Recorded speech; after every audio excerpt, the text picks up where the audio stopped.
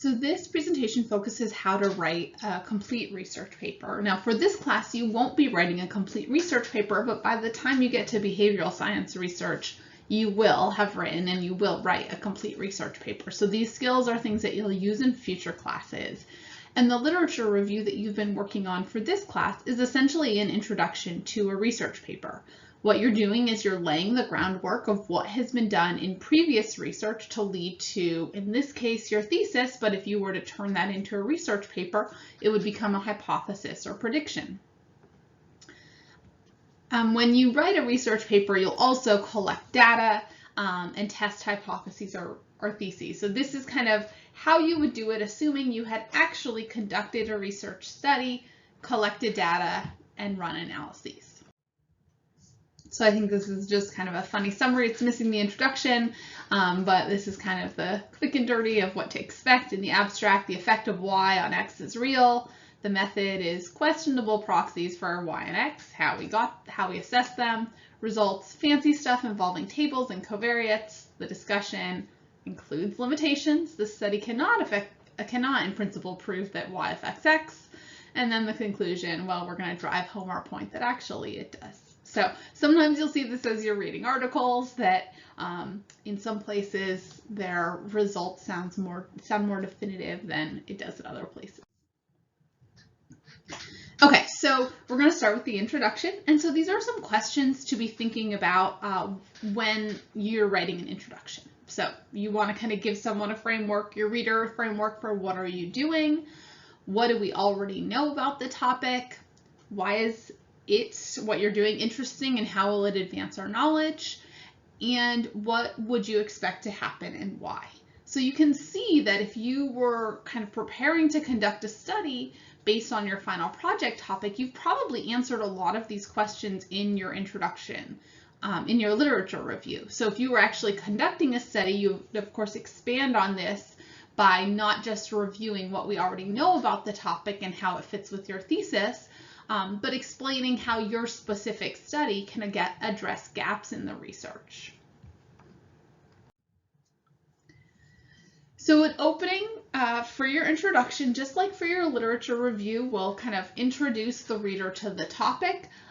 You should start out with a broad overview of the topic and then narrow it down to focus on whatever your specific study will focus on. And it's always tempting for students, or often tempting for students, to kind of start with a fictional scenario. And this generally should be avoided in kind of formal writing. And then the next part of the introduction is the literature review. So it will kind of highlight main controversies and issues with previous research that you would remedy in your study. So when you're reviewing literature for an empirical study that you're writing up, you want to focus on aspects of the article that are relevant to your study and kind of highlight weaknesses in previous research. Generally, your summaries of research should be relatively brief. You're not going to go into great detail about one specific study, and you're going to kind of highlight the flaws, issues, or theories that you're proposing to address. So again, you do this in your literature review where you link it back to your thesis. And in an introduction, in a research paper, the goal is to link it to the study that you've done. So then you kind of transition, after you review the literature, you transition to your study. So the transition should kind of flow naturally from a thoughtfully written literature review. Here's what we know about the topic, and oh hey, here I'm going to do a study that's actually going to address all of these weaknesses. So you might talk about potential implications of your study and your main research questions and hypotheses. So you want to kind of focus on how the study will kind of add to or clarify or argue against or advance what previous studies have done.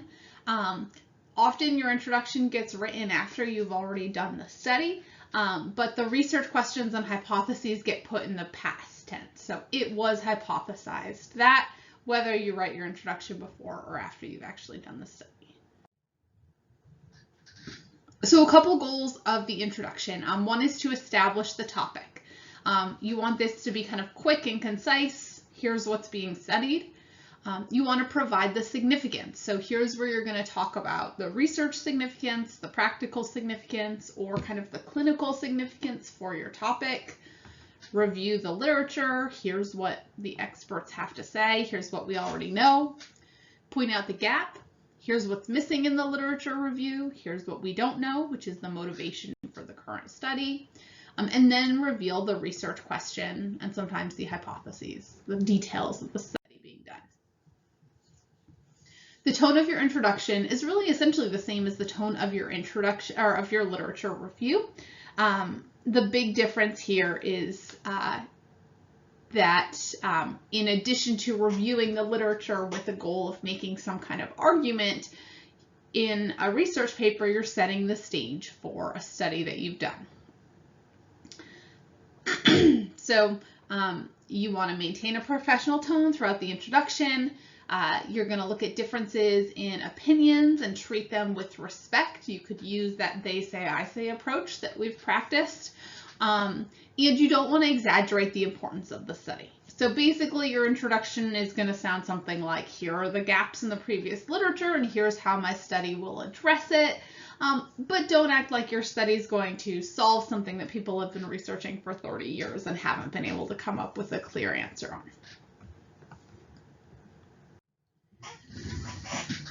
So the method section is basically going to be a recipe for how the research was conducted.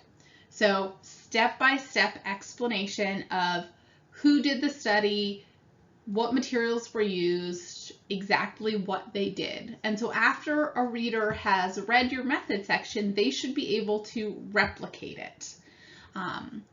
So it should be written in the past tense, and it should, again, describe that step-by-step. Also note that in APA, there is no S on method. So it's just a singular method for your study. So generally the most common section in the subsections in the method is participants. So this will describe who participated in your study, demographic information about those participants. If you're doing a longitudinal study, maybe attrition or dropout rates, things like this. This describes the people who were your participants. Then there will be either an instruments or materials section. So this will focus on machines, software programs. It'll describe surveys that you used. And so you may have subsections within the materials section to describe each of the different measures that were used in the study. And then finally, you'll have the procedure. And so the procedure should be kind of that chronological explanation of exactly what the researchers did to gather the data.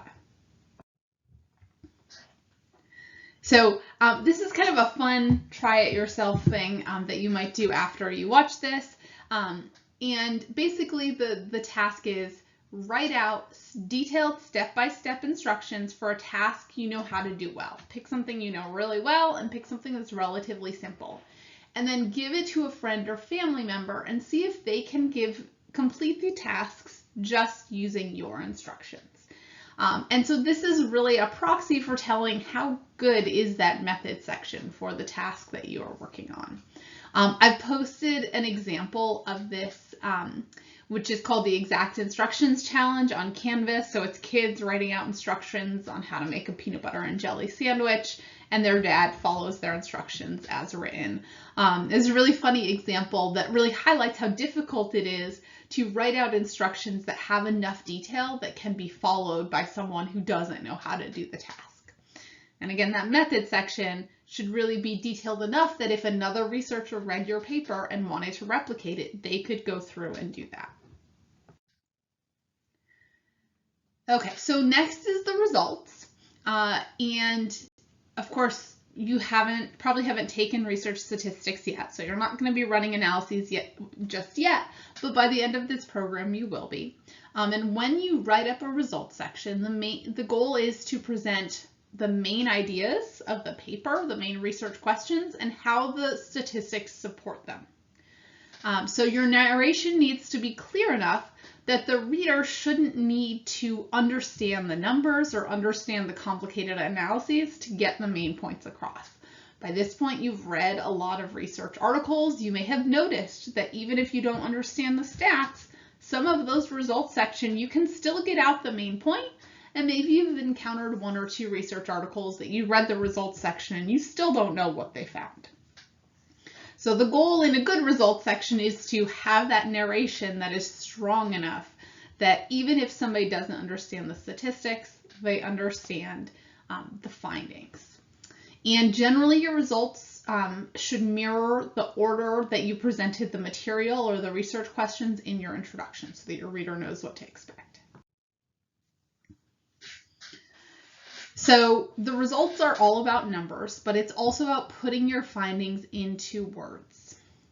As you're analyzing your data, to really be sure that you understand your findings, you want to kind of keep track of the relationships between your variables by writing out 1 or 2 sentences that you found in words. So if you do this as you're running your analyses, then it gets much easier when you're writing your results section to figure out exactly just what you found. And as you're describing and writing your results section, you want to describe your findings in terms of your research questions. So sometimes if you're doing complicated analyses, it doesn't necessarily line up exactly, or maybe it's not obvious because you did an analysis that answered a couple of your research questions.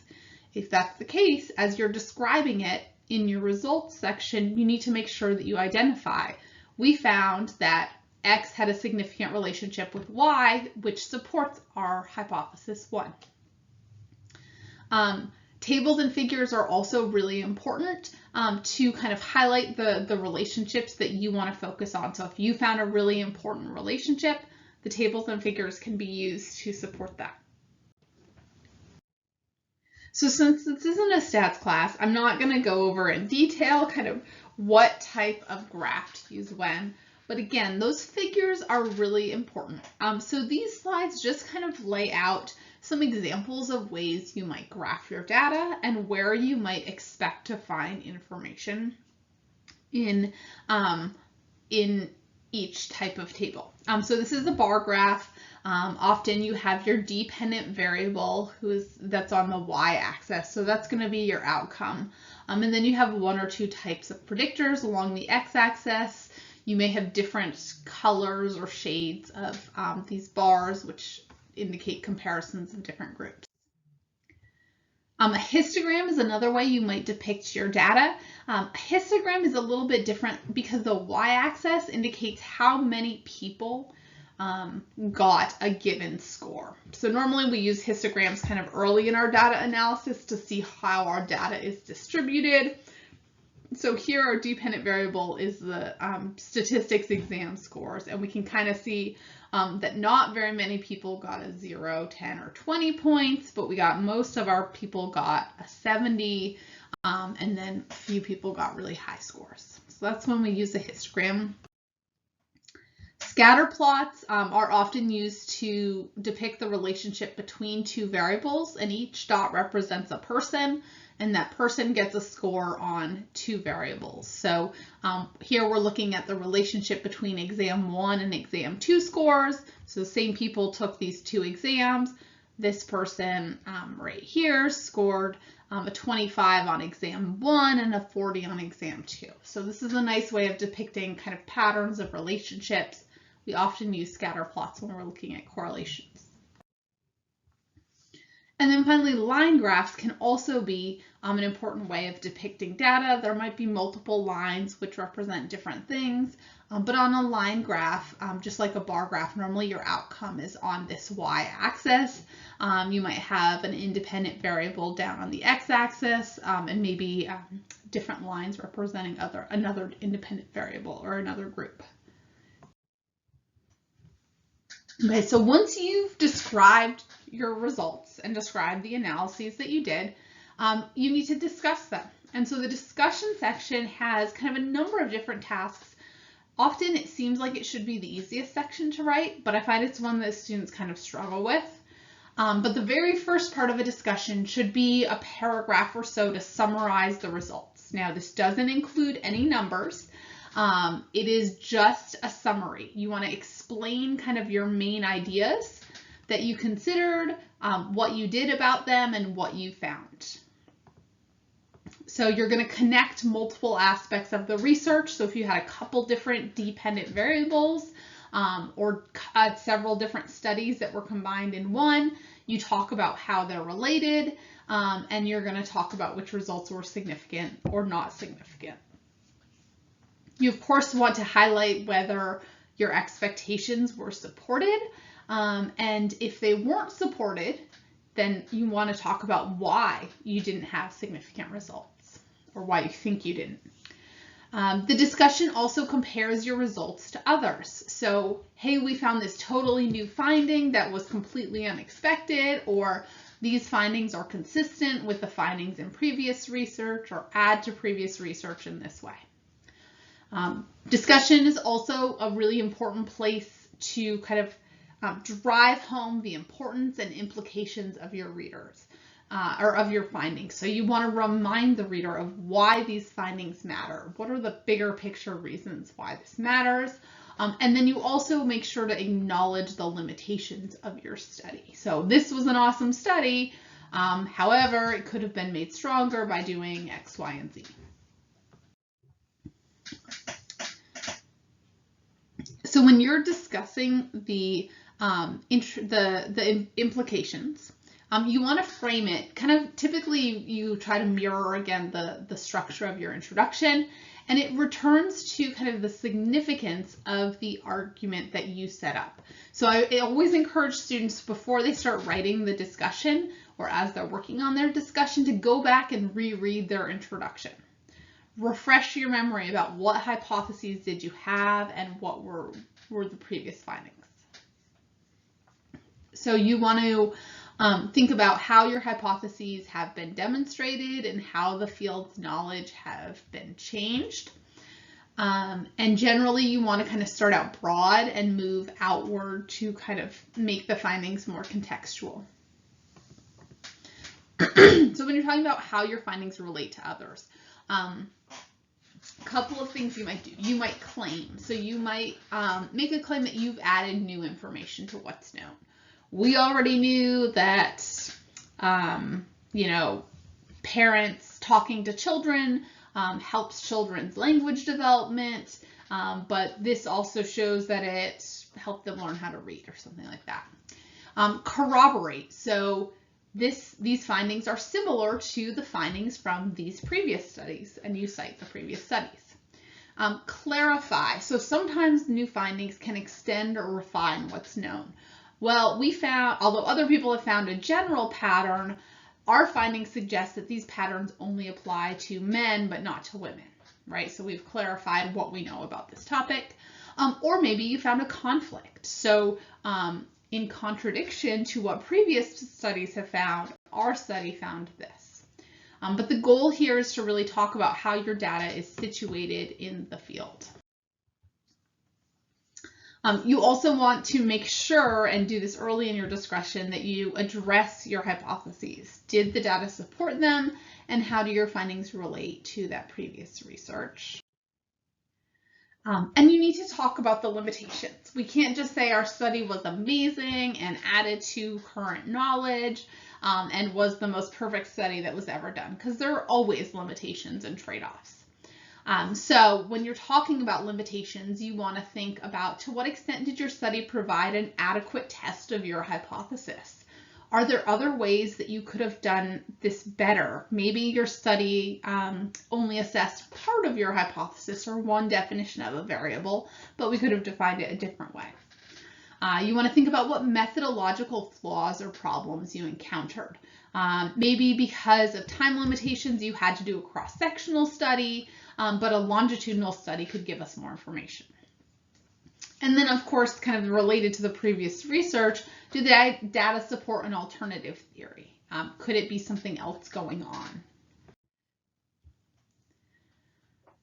Okay, so normally the limitation section is one of the last sections of your paper, but you definitely don't want to end with saying all the things that are wrong with your study. So instead you add a conclusion section where you're thinking about the bigger picture. And this is where you go back to that reverse funnel, where you start out kind of narrow, related specifically to your findings, and get more broad in terms of bigger implications.